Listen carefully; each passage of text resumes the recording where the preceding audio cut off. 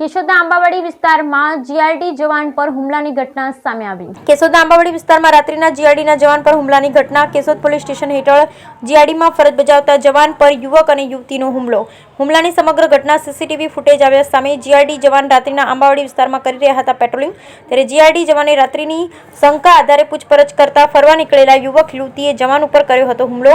GRD જવાન ઇજાગ્રસ્ત થતા સરકારી હોસ્પિટલમાં લીધી હતી સારવાર। કેશોદમાં આવારાગર્દીએ માંજા મૂકી છે। કેશોદના લુખ્ખાઓ આવારા તત્વોને છાવરતા પદાધિકારીઓને કારણે સામાન્ય શહેરીજનો ભોગ બની રહ્યા છે। જવાબદાર તંત્રના સમાધાનકારી વલણ અપનાવી લુખ્ખાઓ આવારા તત્વોને પ્રોત્સાહન પૂરું પાડે છે।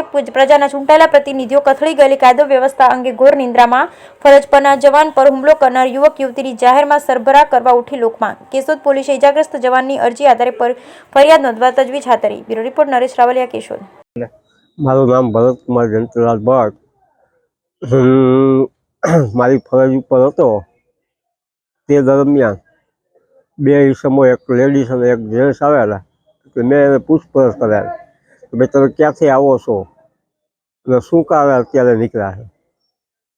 તો એને કીધું કે તું અમને પૂછવાવાળો કોણ? તો મેં કીધું મારી નોકરી છે અહીંયા અને હું મારી નોકરી ઉપર હતો ત્યારે તે બાઈએ મારી ઉપર ઝપાઝપી કરી માર મારેલો અને મારી નાખવાની ધમકી પણ આપેલી।